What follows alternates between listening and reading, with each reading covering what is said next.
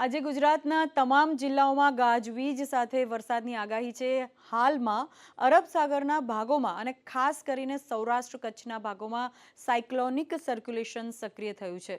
નમસ્કાર દર્શક મિત્રો, દૂરદર્શનના હવામાન સમાચારમાં હું દ્વૈતા આપનું સ્વાગત કરું છું। હાલ ગુજરાત પર વરસાદની બે સિસ્ટમ સક્રિય છે, જેના કારણે રાજ્યના અનેક વિસ્તારોમાં ભારેથી અતિભારે વરસાદ પડી રહ્યો છે।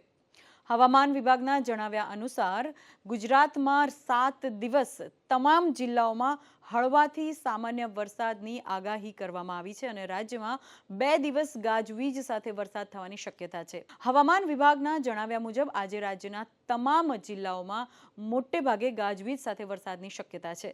આજે બનાસકાંઠા, પાટણ, સાબરકાંઠા, મહેસાણા, સુરત, ભરૂચ, નવસારી, વલસાડ, દમણ અને દાદરા નગર હવેલીમાં ભારેથી અતિભારે વરસાદ સાથે ઓરેન્જ એલર્ટ જાહેર કરવામાં આવ્યું છે, જ્યારે સૌરાષ્ટ્રના જૂનાગઢ, પોરબંદર, દ્વારકા, જામનગર, દીવ, સુરેન્દ્રનગર, રાજકોટ, ભાવનગર, અમરેલી અને જામનગરમાં આજે ઓરેન્જ એલર્ટ સાથે ભારેથી અતિભારે વરસાદની આગાહી કરવામાં આવી છે। શિયર ઝોન અને ઓફશોર ટ્રફના કારણે રાજ્યમાં વરસાદની આગાહી છે।